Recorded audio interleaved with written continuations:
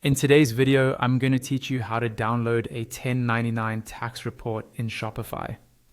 This report is really helpful when you're preparing your tax documents or sharing information with your accountant. So I'll walk you through each step clearly and slowly so you can follow along in your own Shopify admin. First, sign into your Shopify admin dashboard in your browser. This is your main control center where you manage products, orders, and all your store settings. Once you're on the dashboard homepage, look over to the left-hand side. You'll see the main navigation menu running vertically. From that left-hand menu, find and click on the option labeled Analytics. This area is where Shopify stores all of your data, including sales, traffic, and various reports that are useful for accounting and taxes. When you click on Analytics, it will expand to show you more detailed options.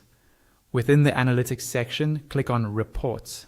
This opens a page with a list of different types of reports you can run on your store's activity. Depending on your store's age and plan, you may see a long list of available reports, so don't worry if it looks busy. On the reports page, you're looking for a report called United States Sales Tax. If you see it listed right away, you can click it directly. If it's not visible immediately, use the search bar at the top of the reports page. Type United States Sales Tax into the search bar and wait for the matching report to appear, then click on it. This report summarizes your sales and tax amounts by state, which is what you'll need for 1099 related information. Once the United States Sales Tax report is open, look toward the top right corner of the page. You'll see an icon with 3 dots, often referred to as the More Options menu.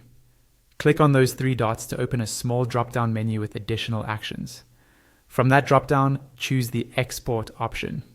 When you click Export, Shopify will prepare a file containing the data from that report, typically in a spreadsheet format such as CSV. Depending on your browser settings, the file may download automatically to your default Downloads folder, or you may be asked where you want to save it. After the export is complete, locate the downloaded file on your computer. You can then share it with your accountant, upload it to your tax software, or keep it in your records